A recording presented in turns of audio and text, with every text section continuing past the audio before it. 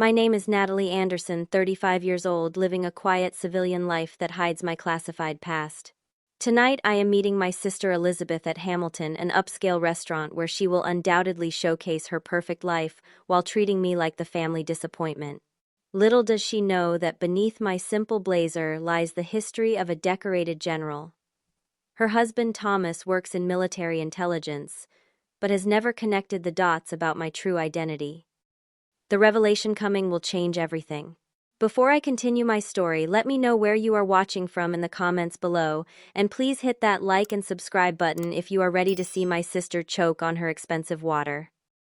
Growing up in Brookline, Massachusetts, in a stately brownstone with manicured gardens and a 3-car garage, my family was the picture of East Coast success and privilege. The Anderson name carried weight in Boston social circles, with my father running a prestigious law firm and my mother chairing 3 different charity boards.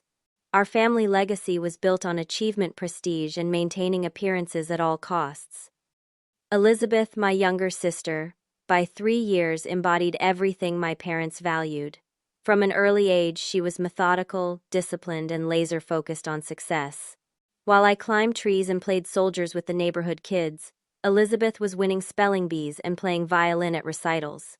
By high school, she was class president valedictorian and headed to Harvard with a perfect GPA. My parents beamed at every award ceremony, every accomplishment pointing to her as the model child. I was different, not rebellious exactly, but driven by a deeper sense of purpose that my family never quite understood. When I announced my decision to join the military, instead of attending my father's alma mater to study law, the disappointment in our household was palpable. The military, Natalie. With your intelligence, what a waste, my mother had said, barely looking up from her charity gala seating chart. My father was more direct. No Anderson has ever served in the military. We are leaders in business and law, not cannon fodder. Their words stung, but I held firm. What I could never explain to them was the call I felt to serve, to protect, to be part of something larger than our family's narrow definition of success. So I left home at 18 with my parents' reluctant blessing that felt more like resignation. What my family never knew was how quickly I ascended through the ranks. My analytical mind, strategic thinking, and natural leadership abilities caught the attention of superiors early. By 25, I had completed 3 tours, earned multiple commendations, and was being fast-tracked through officer training. By 30, I had achieved the rank of brigadier general, one of the youngest women ever to do so, specializing in intelligence operations and strategic defense. But I kept my accomplishments hidden from my family. Part pride, part hurt, I let them believe I was just another soldier. During holiday visits, I deflected questions about my work with vague references to administrative duties. Meanwhile, Elizabeth married Thomas Walker, a rising star in military intelligence, who ironically worked under my command chain without ever knowing his sister-in-law was several ranks above him. After 15 years of service, including classified operations that saved thousands of lives but would never make headlines, I made the difficult decision to retire. The toll of command, of making life and death decisions, had begun to weigh heavily. I wanted something simpler, more grounded. With my pension and savings, I opened a small security consulting firm in Boston, taking on civilian clients and the occasional government contract that could benefit from my expertise without requiring security clearance. My return to civilian life and proximity to my family only highlighted the divide between us. Elizabeth had become even more successful with 2 perfect children, a sprawling house in Cambridge, and a social circle that included senators and CEOs. Her husband Thomas had recently been promoted to lieutenant colonel, working directly under Commander Alexander Hayes, one of the most respected military leaders in the country. Last month at my nephew's birthday party, Elizabeth cornered me by the punch bowl. "Still with your little security business, Natalie? You know father could get you a proper position at the firm if you would just ask." Her tone carried that familiar mix of pity and condescension that I had learned to weather like a summer storm. "I am doing fine, Elizabeth," I replied, sipping my punch. "My business is growing steadily." "Growing? You work out of a 1-bedroom apartment," she laughed. "At your age, I was already managing a team of 30 and had purchased our second vacation property." I nodded and smiled, letting her words wash over me. If she only knew that I had commanded bases with thousands of personnel, managed operations with 9-figure budgets, and made decisions that shaped international security policy. But I stayed silent, protecting both my privacy and her worldview. 3 days ago, Elizabeth called with a dinner invitation that was clearly meant as another opportunity to showcase her success. "We are hosting dinner at Hamilton on Friday," she announced. "Thomas is inviting some colleagues from his unit, and I thought it might be good for you to network. Who knows, maybe you will meet someone who needs a security guard." The laugh that followed made it clear this was not a gesture of genuine help. I almost declined, but something told me to accept. Perhaps it was time to stop hiding in the shadows of my own accomplishments. Not to boast, but simply to stand in my truth. "That sounds lovely," I replied. "What time should I arrive?" 7:30, she said, sounding slightly surprised by my acceptance. "And Natalie, do try to dress appropriately. Hamilton has standards." As I hung up the phone, I felt a strange sense of anticipation. Little did Elizabeth know that Hamilton was where military brass often held their private dinners, a place I had frequented as a general. Friday would be interesting indeed. On Friday evening, I stood before my closet considering my options. Despite Elizabeth assuming I could not afford proper attire, my wardrobe contained several high-quality pieces from my years in command positions.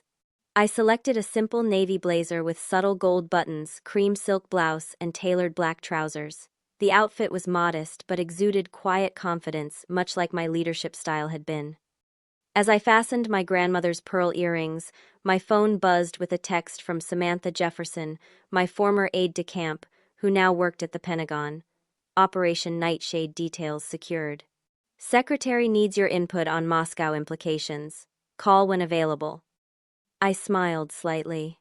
Just 3 weeks ago, I had consulted on a covert extraction operation in Eastern Europe, helping design the intelligence-gathering phase that preceded the actual mission. The operation had been successful, with all American assets secured without casualties. These consulting projects kept me connected to my former life, while allowing me the peace of civilian existence. I texted back, "Available tomorrow morning. Congratulations on successful execution." Then added, "Family dinner tonight at Hamilton. Wish me luck." Her response was immediate. "Hamilton? Isn't that where Hayes hosts the Joint Chiefs dinners? Your cover might be blown, General." "Worth the risk," I replied, then set my phone aside. As I applied a touch of lipstick, I contemplated the strange dichotomy of my life. To my family, I was Natalie, the underachiever, the sister who had squandered her potential on a military career that had apparently led nowhere. To national security officials, I was General Anderson, decorated strategist, whose operational frameworks were still taught at West Point.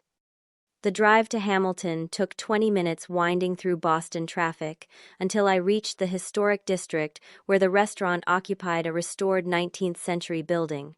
Its stone facade and discreet signage belied the opulence within. I pulled up to the valet stand, noting the collection of luxury vehicles already parked in the circular drive. The young valet opened my door, his eyes widening slightly as I stepped out. "Good evening, Ma," he began, then caught himself. I could see the recognition in his eyes, followed by professional restraint. He had undoubtedly seen me here before arriving for military dinners. "Just Natalie tonight, Jason," I said, reading his name tag. "Joining a family dinner." "Yes, ma'am," he replied with a slight nod that bordered on a habitual salute. "Enjoy your evening." Inside, the restaurant glowed with warm lighting that reflected off dark wood paneling and brass fixtures. Crystal chandeliers hung from coffered ceilings, and the air carried hints of truffle and aged whiskey. The hostess, a poised woman in her 50s named Diane, according to her name badge, looked up from her reservation book. "Welcome to Hamilton," she began. Then recognition flickered across her face. "Oh, it is a pleasure to have you with us this evening." Before I could respond, Elizabeth appeared beside me, her sleek black dress and diamond pendant, announcing her status more loudly than words ever could. "I am here, Natalie," she said, her eyes narrowing at the hostess's warm greeting. "Table is under Walker." Diane nodded. "Of course, Mrs. Walker. Your party is already seated. Please follow me. As we walked through the main dining room, I noticed several familiar faces among the patrons, high-ranking officials, and political figures who nodded subtly in my direction. Elizabeth mistook their acknowledgement for recognition of her own importance, standing straighter as we proceeded to a large round table where Thomas and two other couples were already seated. Everyone, this is my sister, Natalie Elizabeth, announced with a tone that suggested she was introducing a slightly embarrassing distant relative. Natalie, this is Dr. and Mrs. Lawrence Prescott and Judge and Mrs. Dr. William Harrison. And of course you remember Thomas. Thomas rose with a warm smile. At least my brother-in-law had always been kind if oblivious to my connection to his professional world. Natalie, good to see you again, he said, giving me a brief hug. Please have a seat. I took the empty chair between Thomas and Dr. Prescott, smoothing my napkin across my lap as Elizabeth launched into a story about her recent charity gala that had raised $200,000 for children with rare diseases.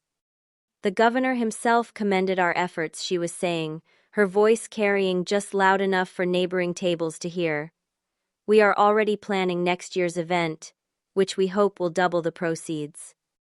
Dr. Prescott's wife, Lauren, leaned toward me with a practiced society smile. And what is it that you do, Natalie? Elizabeth mentioned something about security. I could feel Elizabeth tense beside me, preparing to minimize my career before I could answer. I run a consulting firm, I replied simply. We provide security assessments and strategic planning for various clients. How interesting, Lauren said in a tone that suggested it was anything but. Is that like installing alarm systems? Elizabeth laughed lightly. Natalie has always been interested in that sort of thing. Even as a child, she was climbing trees and playing war games while I was studying.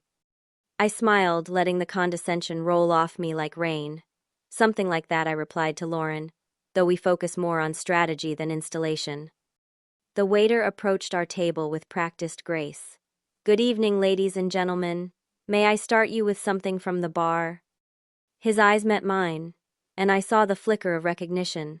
Lovely to see you again, ma'am, he said quietly, before addressing the table at large. Elizabeth frowned slightly. You have been here before, Natalie. You never mentioned that. Once or twice, I said vaguely. Thomas saved me from further questioning by ordering a bottle of Bordeaux that Elizabeth had clearly selected in advance, the 1982 Chateau Margaux, he specified, for the table. As the waiter departed, Judge Harrison turned the conversation to Thomas's recent promotion, Lieutenant Colonel now correct, working directly under Commander Hayes. That is quite impressive. Thomas nodded with appropriate modesty. It is an honor to serve under his command. The man is a tactical genius. I hear there is a major strategic planning session happening soon, Dr. Prescott interjected. Something about Eastern European security concerns. I kept my face neutral, though I knew exactly what they were discussing. I had helped design the framework for that very initiative before retiring. Cannot discuss the details, of course, Thomas said importantly, but yes, there are significant developments being addressed. Elizabeth beamed with pride at her husband's importance, while simultaneously glancing at me with barely concealed satisfaction at the contrast between our lives. The wine arrived, and after Thomas approved it, the waiter began pouring for everyone. When he reached me, he poured with slightly more deference, something Elizabeth immediately noticed. The wine is $1,700 a bottle, she said as the waiter moved away. I hope you can appreciate it, Natalie. I know your palate probably runs to whatever they serve at the American Legion. Judge Harrison chuckled uncomfortably while his wife studied her menu with sudden intensity. I am sure it is excellent, I replied calmly, taking a small sip. 1982 was a particularly good year for Bordeaux. Elizabeth looked momentarily surprised by my knowledge but recovered quickly. Well, when the check comes, do not feel obligated to contribute. We know government pensions are hardly generous. I smiled. That is thoughtful of you, Elizabeth. Can you even afford this place? She asked with a slight sneer, dropping all pretense of politeness. The Prix Fixe menu starts at $200 per person. Thomas looked embarrassed. Elizabeth, please. Natalie is our guest. I am simply being practical, Elizabeth replied. I would not want her to be uncomfortable. I was about to respond when I noticed a commotion near the restaurant's private dining room. The doors had opened and several uniformed military officers were visible inside. Thomas noticed as well, sitting up straighter. That is the Joint Chiefs dinner, he whispered excitedly. Commander Hayes must be here tonight. Elizabeth's attention immediately shifted from tormenting me to identifying this networking opportunity. Is that him? She asked, pointing discreetly to a silver-haired man entering the restaurant. I recognized Commander Alexander Hayes immediately. We had served together on 3 different operations, and he had been present at my retirement ceremony. For a moment, I considered excusing myself to the restroom to avoid a potentially awkward encounter, but something in me had grown tired of hiding. So I remained seated, sipping my wine, watching events unfold with the calm assessment I had applied to countless strategic situations before. Whatever happened next, I was prepared to face it with dignity. As we perused the menu, Lauren Prescott continued her line of questioning about my career, each inquiry laced with thinly veiled condescension. So, this security business of yours, she began, adjusting her diamond bracelet. Is it just you, or do you have employees? Before I could answer, Elizabeth interjected. Natalie works alone from her apartment. Very small operation, right, Natalie? I placed my menu down and met Lauren's gaze directly. I have 3 full-time consultants and a network of specialists I bring in for specific projects. We are selective about our clients. Interesting, Judge Harrison said, seeming genuinely curious. What type of clients seek your services? Again, Elizabeth attempted to answer for me. Oh, I imagine small businesses, local shops, that sort of thing. I took another sip of the excellent Bordeaux. We work with private clients, corporations, and occasionally government contractors. Much of our work involves risk assessment and strategic planning rather than physical security installations. Thomas looked up with newfound interest. Government contractors? Anyone I might know? Elizabeth shot her husband a look that clearly communicated her displeasure at his showing genuine interest in my work. Probably not, I said with a slight smile. Most of our government work is compartmentalized. The waiter returned to take our orders. When he reached me, he was notably deferential. And for you, Ma, Miss Anderson. The salmon, please, medium rare. Excellent choice. That is one of our chef's specialties, as you know. As he departed, Elizabeth narrowed her eyes. As you know, you seem unusually familiar with this place for someone who supposedly cannot afford it. Dr. Prescott, apparently sensing the tension, attempted to change the subject. Thomas, tell us more about your new position. It must be exciting working directly under Commander Hayes. Thomas straightened, clearly proud. It is an honor. The commander is implementing new intelligence protocols that will revolutionize our approach to global security. Just last month, there was an operation in Eastern Europe that successfully extracted 3 high-value assets without casualties. I maintained a neutral expression, though I had personally designed key elements of that exact operation. How fascinating, Mrs. Harrison remarked. It must be thrilling to be part of such important work. Elizabeth beamed. Thomas cannot share many details, of course, highly classified, but he has been instrumental in several critical operations. Thomas modestly demurred. I am just one part of a larger team. The real strategic minds are at the top, like Commander Hayes and his advisory staff. The sommelier appeared with a second bottle of wine, this one even more expensive than the first. Elizabeth made a show of approving it. This one is $2,300, she said, glancing meaningfully in my direction. A special vintage. Are you sure you want to open a second bottle already? I asked. The first is still half full. Elizabeth's smile tightened. We are celebrating Thomas's promotion. Cost is no object tonight. As the sommelier poured, I noticed several staff members glancing in our direction, whispering among themselves. One senior waiter was speaking to the maitre d' while looking toward our table. When the check comes, Elizabeth continued loud enough for the neighboring tables to hear. We will handle it, Natalie. I know this is probably outside your budget. That is generous of you, I replied evenly, though unnecessary. Can you even afford this place? She asked bluntly, her third glass of wine apparently dissolving whatever social filters she normally maintained. Be honest. Thomas looked mortified. Elizabeth, please. What? I am simply being practical. The appetizers alone cost more than what Natalie probably makes in a day with her little security business.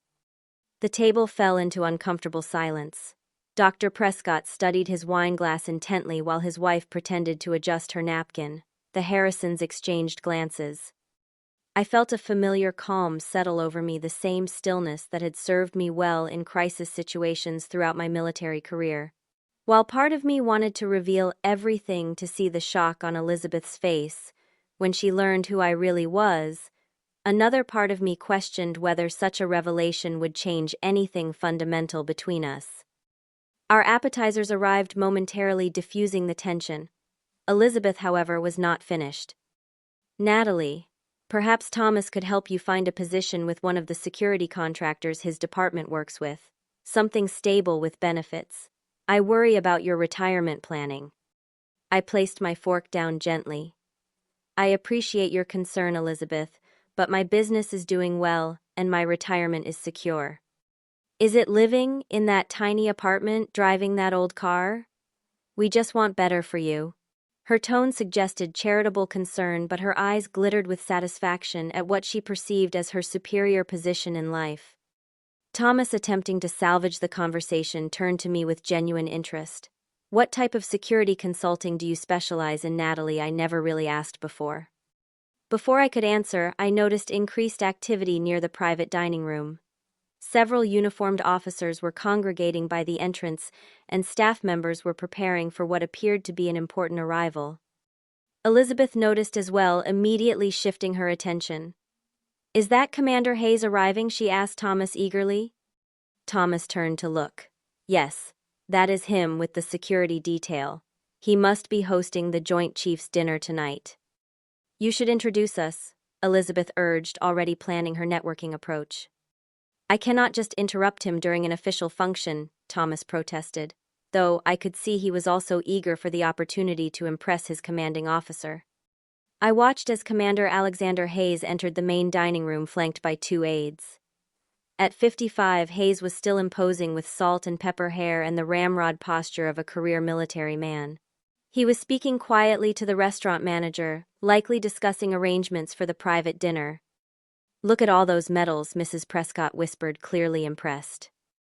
Elizabeth straightened in her chair, adjusting her hair and putting on her most charming smile, the one she reserved for potential social climbing opportunities. Perhaps he will come over if he sees you, Thomas, she suggested. Make sure you are visible. Thomas looked uncomfortable but sat taller nonetheless. I took another sip of wine and waited. Given the number of former colleagues in the restaurant tonight, I had accepted that my carefully maintained separation between my military and family lives was likely to collapse. The only question was how dramatically it would happen. The waiter arrived with our main courses, serving each dish with flourish. When he reached me, he again showed particular deference. Your salmon prepared exactly as you prefer it, he said with a slight bow. Chef Julian remembered your preference for the dill sauce on the side. Elizabeth frowned. Chef remembered. How often do you come here, Natalie? Occasionally, I replied vaguely. On a security consultant's salary, this does not add up. Her voice had risen slightly, drawing attention from nearby tables. I noticed Commander Hayes glancing in our direction, his expression changing as he recognized me. For a moment, our eyes met across the restaurant, and I gave a small nod of acknowledgement. Elizabeth, misinterpreting the exchange, hissed excitedly. Thomas, the commander is looking this way. This is your chance to introduce us. Thomas half rose from his seat, uncertain whether to approach his commanding officer or wait to be acknowledged. What happened next would change the dynamic of our family forever. The private dining room at Hamilton was clearly hosting a significant military gathering that evening. Through the briefly opened doors, I could see an impressive collection of brass and formal uniforms. American flags stood at attention on either side of a podium, and waitstaff moved efficiently, serving the distinguished guests with practiced precision. That must be the Joint Strategic Command dinner, Thomas whispered, his eyes wide with professional admiration. They only gather quarterly and attendance is by invitation only. Elizabeth immediately seized the networking opportunity, her voice dripping with calculated casualness. You must introduce us to Commander Hayes, Thomas. After all, you work directly under him now. It is not that simple, Elizabeth, Thomas replied. Though I could see he was tempted by the idea. This is clearly an official function. It would be inappropriate to interrupt. Elizabeth was undeterred. Look at the Wilsons over there, she said, nodding toward a nearby table where a man in a business suit was shaking hands with a uniformed officer. They are making connections. That is how careers advance, Thomas. Dr. Prescott leaned forward with interest. Is that General Wilson from Central Command I treated his daughter last year? Yes, Thomas confirmed. And that is Admiral Jackson by the bar and Colonel Rodriguez speaking with the maitre d'. As Thomas continued identifying the military personnel present, I remained silent, knowing each individual he named. I had served with many of them, commanded some, and been mentored by others early in my career. Several had attended my retirement ceremony 3 years ago. Elizabeth was practically vibrating with excitement at the concentration of power and influence in the room. So many important people, she murmured mentally, calculating how an association with such individuals might further elevate her social standing. That woman in the Navy pantsuit, Thomas continued, is Undersecretary Montgomery from Defense Intelligence. Absolutely brilliant strategist. I suppressed a smile, having worked directly with Montgomery on 2 classified operations in Southeast Asia. She had once described my tactical assessment as the difference between success and catastrophic failure. And there is Commander Hayes now, Thomas said, his voice dropping with respect as the commander entered the main dining room accompanied by his chief of staff and 2 security personnel. Alexander Hayes cut an impressive figure in his formal uniform adorned with medals and ribbons that told the story of a distinguished 30-year career. At 6'2", with broad shoulders and silver hair, he commanded attention without effort. His presence caused a subtle shift in the restaurant atmosphere, a collective recognition of authority that was almost palpable. Elizabeth straightened her already perfect posture, applied a fresh smile, and touched Thomas's arm. He is coming this way, she whispered urgently. This is perfect. Thomas looked both nervous and excited. He probably needs to speak with someone at another table, he cautioned. I doubt he even recognizes me outside of headquarters. Nonsense, Elizabeth insisted. You are his new intelligence officer. Of course he recognizes you. I watched Hayes scanning the room with the situational awareness that becomes second nature to those in command positions. His eyes passed over our table, then returned as recognition dawned. For a moment, I thought he might continue to his destination without acknowledging us, respecting the privacy I had maintained about my military career. Instead, he changed course and began walking directly toward our table. Elizabeth squeezed Thomas's arm in triumph. See, he recognized you. Thomas quickly stood, adopting a formal posture that bordered on attention. Commander Hayes, sir. Good evening. Hayes nodded to Thomas but continued moving until he stood directly beside my chair, his eyes fixed on me with the respect of a longtime colleague. Welcome back, General Anderson, he said in a clear, commanding voice that carried to nearby tables. It has been too long. Will you be joining us for the usual briefing tonight? The effect on our table was immediate and dramatic. Thomas's mouth fell open in shock. Dr. Prescott choked slightly on his wine. The Harrisons exchanged confused glances. And Elizabeth, who had been raising her water glass to her lips with smug satisfaction, inhaled sharply and began coughing as the water went down the wrong way. I maintained the calm demeanor that had served me through countless high-pressure situations. Good evening, Commander Hayes, I replied, standing to shake his hand. I was not planning to attend the briefing, but I am always available if needed. Hayes smiled, the expression warming his otherwise serious face. Your input would be invaluable on the Nightshade follow-up. Jefferson has been implementing your strategic framework with excellent results. Elizabeth had recovered enough from her coughing fit to stare at us in utter disbelief. General, she managed to sputter. Natalie. Hayes turned as if noticing the others at the table for the first time. My apologies for the interruption, he said formally. I did not mean to disturb your dinner. Not at all, sir, Thomas replied automatically, still looking between Hayes and me with growing confusion. Hayes returned his attention to me. The briefing starts in 20 minutes in the Monroe room. Your security clearance is still active, of course. We are discussing the implications of last month's operation and next steps. I will be there, I replied, recognizing that whatever privacy I had maintained was now irretrievably lost. Excellent, Hayes nodded to the table at large. Please excuse us. Lieutenant Colonel Walker, we will see you at headquarters on Monday. As Hayes departed with his staff, the table remained frozen in a tableau of shock and confusion. Thomas stood halfway between sitting and standing as if his military training and personal surprise were fighting for control of his body. Elizabeth was the first to break the silence. What just happened? She demanded, her voice higher than normal. Why did Commander Hayes call you General? All eyes turned to me, waiting for an explanation that would somehow make sense of the scene they had just witnessed. I sat back down, calmly took a sip of water, and decided it was finally time for the truth. The silence at our table was deafening.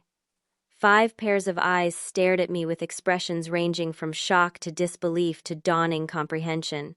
Our fellow diners at nearby tables pretended not to watch while hanging on every word. Would someone please explain what is happening? Elizabeth finally demanded, her voice tight with confusion. I placed my napkin beside my plate and addressed the table calmly. I was a brigadier general in the United States Army, specializing in intelligence operations and strategic defense. I retired 3 years ago after 15 years of service. Thomas looked as though the floor had disappeared beneath him, but that is impossible. I would have known if my sister-in-law was a general. I work in military intelligence. Your division was compartmentalized from mine for security reasons, I explained, and I chose not to discuss my rank or responsibilities with the family. Elizabeth's face had gone from shocked to flushed with anger. You have been lying to us for 15 years, pretending to be some low-level soldier, while secretly being a general. I never lied, I corrected her. I simply did not volunteer information about my rank or the nature of my work. Most of it was classified anyway. Dr. Prescott was looking at me with newfound respect. Brigadier General, at what age? That must make you one of the youngest to achieve that rank. 32, I replied. Yes, I was among the youngest women to reach that rank. Elizabeth seemed unable to process this information. But your apartment, your clothes, your car, nothing about you suggests. Suggests what? Elizabeth's success status, I asked quietly. Those markers have always been more important to you than to me. Thomas was slowly recovering from his shock. The nightshade operation Hayes mentioned, that was the Eastern European extraction I worked on last month. Were you involved in that? I designed the intelligence gathering phase, I confirmed. After retirement, I occasionally consult on specific operations that benefit from my expertise. Mrs. Harrison leaned forward. This is why the staff has been so deferential to you all evening. They recognize you from military functions held here. I nodded. Hamilton has hosted Joint Chiefs dinners for years. I attended dozens of strategic briefings in their private rooms. Elizabeth's shock was transforming into something harder to define, a volatile mixture of disbelief, anger, and perhaps a hint of shame. Why would you hide this from your family? She demanded. Were you ashamed of your success? The question struck me as so fundamentally backward that I almost laughed. No, Elizabeth. I was not ashamed of my success. I simply chose to keep my professional and family lives separate. But why? She persisted. I considered my answer carefully. When I first joined the military, you and our parents made it clear you thought I was wasting my potential. As I advanced, it seemed simpler to maintain that separation than to try to change perceptions that were already firmly established. Thomas was now looking at me with a mixture of awe and professional curiosity. The Anderson framework for counterintelligence operations. That was you. I nodded. We studied your protocols at the academy, he said, his voice conveying genuine respect. Your approach to the Kyrgyzstan crisis is a case study in preemptive intelligence gathering. Elizabeth turned to her husband. You knew about Natalie's work and never said anything. I knew about General Anderson's work, Thomas clarified. I had no idea that was Natalie. The materials only referenced G. Anderson, and the general's identity was not publicized for security reasons. Our conversation was interrupted by the approach of a uniformed aide. General Anderson, he said formally. Commander Hayes asked me to escort you to the briefing when you are ready. Thank you, Lieutenant, I replied. Please inform the commander I will join them shortly. As the aide retreated, Elizabeth stared at me as if seeing a stranger. So you are just going to leave our dinner for some military meeting? The briefing concerns national security matters that I have been consulting on, I explained. It would be irresponsible to decline. More important than family dinner, of course, Elizabeth said bitterly. I regarded my sister thoughtfully. Elizabeth, 10 minutes ago you were suggesting I could not afford to contribute to this dinner. Now you are upset that I have professional obligations that take precedence over a social gathering where I was clearly invited as an afterthought. Thomas winced at the accuracy of this assessment. Dr. Prescott suddenly became very interested in his wine glass while his wife and the Harrisons exchanged uncomfortable glances. That was before I knew, Elizabeth protested weakly. And that is precisely my point, I replied. Your treatment of me was based on assumptions about my success and status that were completely inaccurate. Would knowing my rank and responsibilities have changed how you valued me as a person, as your sister? Before Elizabeth could respond, I stood and addressed the table. Please excuse me. I need to attend this briefing. Thomas, it has been good seeing you. Dr. and Mrs. Prescott, Judge and Mrs. Harrison, it was a pleasure meeting you all. I turned to my sister. Elizabeth, perhaps we can continue this conversation another time when we have both had an opportunity to process tonight's revelations. As I prepared to leave, Thomas stood and automatically came to attention, a reflex action from years of military training when in the presence of a superior officer. At ease, Lieutenant Colonel, I said with a small smile. We are family after all. Thomas relaxed slightly, though his expression remained stunned. Yes, ma'am. I mean Natalie. I mean General. Natalie is fine in this setting, I assured him. Elizabeth remained, seated, her perfect posture now rigid with tension. So you are just leaving? Duty calls, I replied simply. Something I have never expected you to understand. I followed the waiting aide toward the private dining room, feeling the weight of years of unspoken truths lifting from my shoulders. Behind me, I could hear the explosion of conversation at our table, Elizabeth's voice rising with indignation, while Thomas attempted to explain the significance of what they had just discovered. Commander Hayes met me at the entrance to the Monroe room.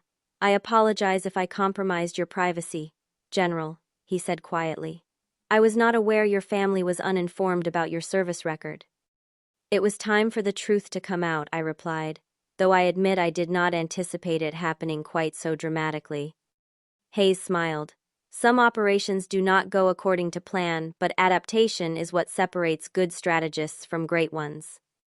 Indeed, I agreed, following him into the room, where a dozen of the country's top military minds were gathered around a conference table.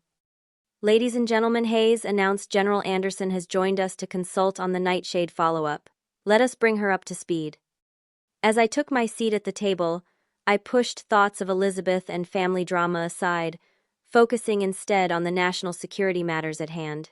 For the next hour, I was once again General Anderson's strategist and advisor, drawing on years of experience to help shape operations that would protect American interests abroad. The skill with which I analyzed intelligence reports and suggested tactical adjustments reminded me of why I had chosen this path despite my family's disapproval. This was my calling, my purpose, regardless of whether Elizabeth or my parents ever fully understood or valued it. When the briefing concluded, I knew I needed to return to the restaurant and face the personal situation I had left behind. Some confrontations cannot be avoided, only managed with as much grace and dignity as possible. As I prepared to leave the Monroe room, Commander Hayes placed a hand on my shoulder. Your sister seemed quite shocked by the revelation of your rank. Elizabeth has always had very specific ideas about what constitutes success, I explained. Military service did not fit into that paradigm. Hayes nodded thoughtfully. In my experience, General, those who need to broadcast their achievements are often compensating for something lacking in themselves. Your quiet competence has always been your greatest strength. Thank you, Commander, I replied, appreciating his insight. Will you be available for further consultation on this matter? He asked. Of course, I assured him. My security firm's contact information remains the same.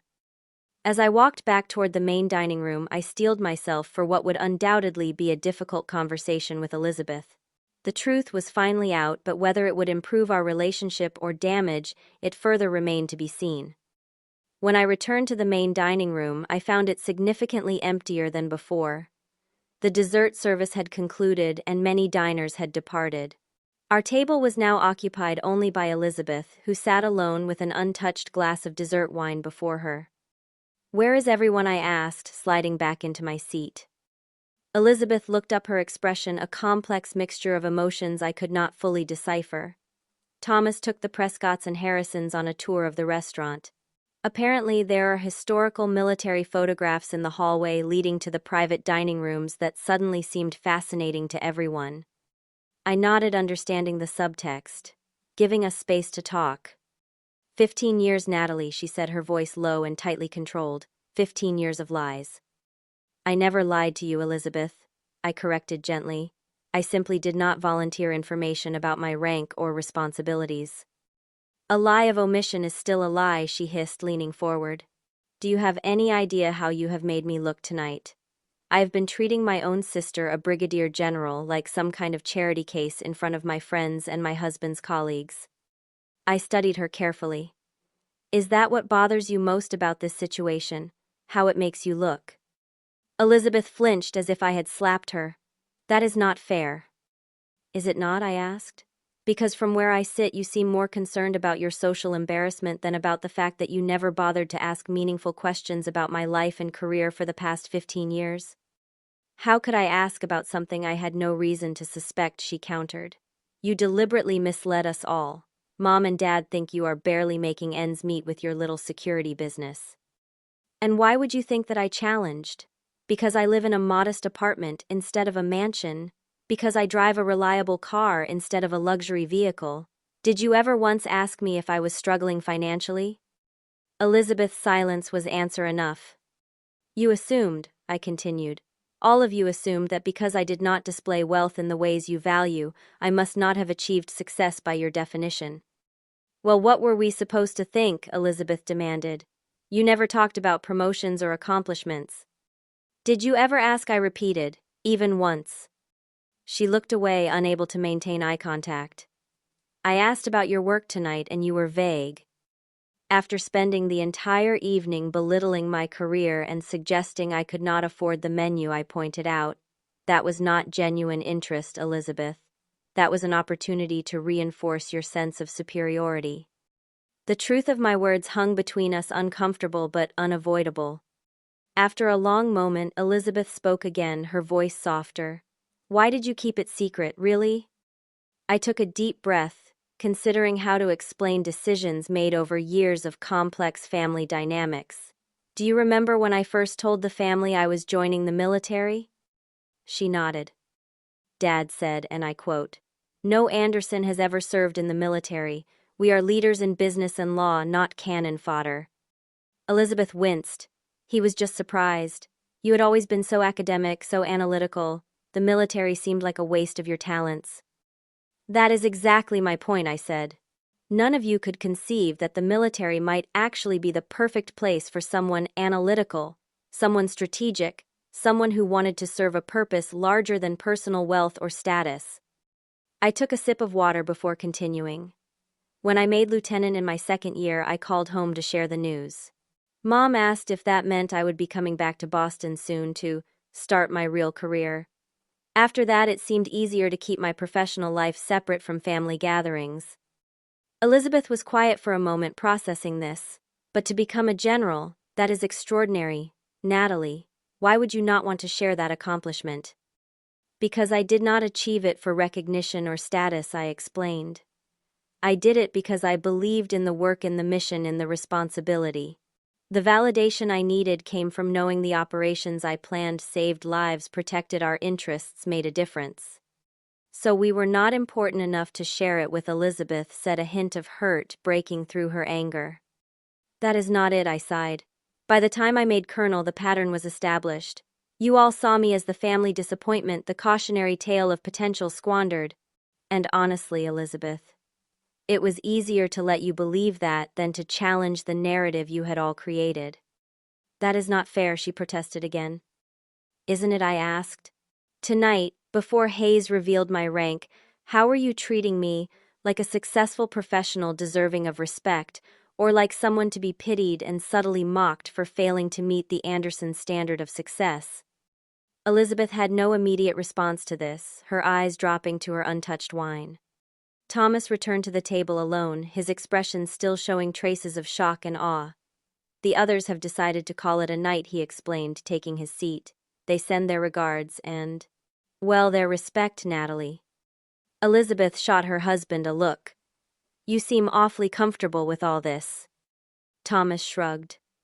I am still processing, but honestly, finding out my sister-in-law is General Anderson, architect of the most innovative intelligence protocols of the last decade, that is more amazing than upsetting. You never suspected, I asked him. Never, he admitted. Though it explains why my application to your division was rerouted 3 years ago. That was your doing, wasn't it? I nodded. Conflict of interest. I had you assigned to Hayes instead. He is a better mentor for your particular skills anyway. Elizabeth looked between us, clearly frustrated by the professional rapport suddenly evident between her husband and me. So what happens now, she asked. You go back to your secret life, and we pretend tonight never happened. That depends on you, Elizabeth, I said honestly. I am no longer actively serving, though I consult occasionally. My security firm is legitimate and successful, if not as flashy as you might prefer. The question is whether you can accept me, as I am not as you assumed I was. And what about Mom and Dad? She pressed. Were you ever going to tell them? I considered it many times, I admitted. But their disappointment in my career choice was so firmly established that changing that narrative seemed unnecessary. They have their successful daughter in you. That always seemed enough. Thomas leaned forward. They should know, Natalie. They should be proud of what you have accomplished. Elizabeth nodded slowly, a new expression crossing her face that might have been the beginning of understanding. They should, she agreed quietly. For the first time that evening, I saw my sister looking at me, not with condescension or confusion, but with the dawning recognition of who I truly was. It was a small shift, but perhaps the beginning of a new chapter in our relationship. I will consider it, I promised, but on my terms and in my own time. Elizabeth nodded again, then straightened her shoulders in a gesture reminiscent of our mother, gathering her composure. We should probably go. It has been an enlightening evening. As Thomas signaled for the check, Elizabeth reached across the table and briefly touched my hand, the gesture awkward, but sincere. I am sorry, Natalie. For tonight, and for a lot of things, it seems. It was not a complete reconciliation, but it was a start. As we prepared to leave the restaurant, I felt cautiously optimistic that truth, however unexpected its revelation, might ultimately strengthen bonds that had been strained by years of misunderstanding. 1 week after the dramatic dinner at Hamilton, I found myself at our parents' home in Brookline for Sunday brunch, a monthly tradition that I usually approached with a mixture of obligation and resignation. This time, however, the atmosphere was noticeably different. I arrived to find my father in the foyer waiting for me with an expression I had rarely seen directed my way: uncertainty. At 68, Howard Anderson was still an imposing figure, his silver hair and tailored clothing projecting the authority he had wielded in courtrooms for 4 decades. Natalie, he said, his voice lacking its usual confident boom. Good to see you. Hello, Dad, I replied, accepting his awkward embrace. Your mother is in the sunroom. Elizabeth and Thomas are already here. I nodded, following him through the familiar hallways lined with family photographs chronicling generations of Anderson achievements. I noticed not for the first time how few of those photos featured my military career. There was one from my graduation from basic training tucked between Elizabeth's law school graduation and her wedding portrait. In the sunroom, my mother rose to greet me, her elegant appearance as carefully maintained as always. "Natalie, darling," she said, kissing my cheek. "We were just discussing Thomas's work with Commander Hayes." Elizabeth and Thomas sat on the wicker sofa, both looking uncomfortable but determined. Elizabeth gave me a small nod, answering my unspoken question. Yes, they had told our parents about my military rank.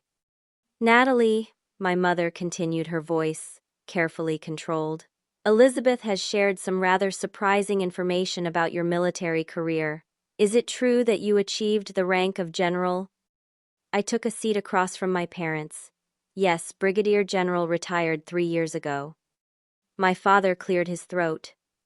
"And you never thought to mention this to your family?" "I considered it many times," I replied honestly. "But it seemed unnecessary to challenge the narrative that was already established." "What narrative?" my mother asked, genuinely confused. "That my choice to join the military was a disappointment," I explained. "That I had somehow failed to live up to the Anderson legacy." My father's brow furrowed. "We never said you had failed." "Not directly," I acknowledged, "but it was implied in 100 small ways. When I made lieutenant and called home, Mom asked when I would be starting my real career. When I was deployed for the second time, Dad suggested it was not too late to apply to law school. The message was clear: military service was a detour, not a destination to be proud of." My parents exchanged glances, a silent communication honed over 45 years of marriage. "We were concerned," my mother said carefully. "The military seemed so limiting for someone with your intellect." I smiled slightly. "I commanded bases with personnel in the thousands. I managed operations with 9-figure budgets. I developed strategic frameworks that are still taught at West Point. Was that limitation, or simply a different application of my abilities than you had envisioned?" My father had the grace to look somewhat abashed. "When you put it that way," he admitted, "it sounds rather impressive." "Why did you not tell us?" my mother pressed. "We are your parents." "Because," I said gently, "my achievements were never for your approval. They were for something I believed in, something larger than family legacy or social status." An uncomfortable silence settled over the sunroom, broken only by the sound of the grandfather clock in the hallway. Elizabeth, who had been uncharacteristically quiet, finally spoke. "I think what Natalie is trying to say, and what I have been thinking about this week, is that we all failed to see her for who she really is, because we were too focused on our own definition of success." I looked at my sister with surprise and gratitude. This was a level of insight I had not expected from her. "At dinner last week," she continued, "I was horrible to Natalie. I treated her like a charity case, assumed she could not afford the restaurant, made condescending remarks about her career. All while she sat there having accomplished more than anyone at the table." Thomas nodded in agreement. "General Anderson, Natalie is a legend in military intelligence circles. The protocols she developed have saved countless lives. I studied her strategies at the academy without ever knowing they were created by my sister-in-law." My mother's eyes widened slightly. "Is this true, Natalie?" "Parts of my work remain classified," I said. "But yes, I made contributions I am proud of." My father leaned forward, professional curiosity overcoming his discomfort. "What exactly does a brigadier general do in intelligence operations?" For the next hour, I shared more about my military career than I had in the previous 15 years combined. I explained my specialization in intelligence strategy, described the bases I had commanded, and outlined the leadership principles I had applied. I was careful to avoid classified details, while still giving my family a clearer picture of my professional life. Throughout the conversation, I watched a gradual transformation in my parents' expressions, from confusion to interest to something that might have been pride. Elizabeth surprisingly asked the most thoughtful questions, seeming genuinely interested in understanding this dimension of my life that had been hidden for so long. As brunch concluded, my father poured coffee and regarded me with new eyes. "I owe you an apology, Natalie," he said, the words clearly difficult for him. "I made assumptions about your career that were clearly uninformed and unfair." "We both did," my mother added. We should have asked more questions, shown more interest. And I could have shared more, I acknowledged. The distance went both ways. Elizabeth touched my arm tentatively. I have been thinking about something you said at the restaurant about how we treated you based on assumptions about success and status. You were right. I never asked about your work, because I assumed it could not compare to what I considered achievement. I smiled at my sister, seeing her perhaps more clearly than I ever had before. We all have different paths, Elizabeth. Yours brought you success by conventional standards, and there is nothing wrong with that. Mine took a different direction. But equally valuable, she admitted. Maybe more so.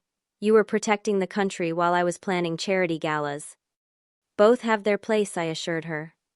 After brunch, Elizabeth suggested we take a walk in the garden, a private conversation away from our parents and Thomas. As we strolled among our mother's prize roses, she seemed to be gathering courage to say something. Natalie, she finally began, I am starting a new community initiative for veterans transitioning to civilian careers. Would you consider being an advisor? Your experience would be invaluable. The request was unexpected and touching a genuine olive branch. I would be happy to help, I told her. And maybe we could have coffee sometimes, she added. Just the two of us. I realize there is so much about your life I know nothing about.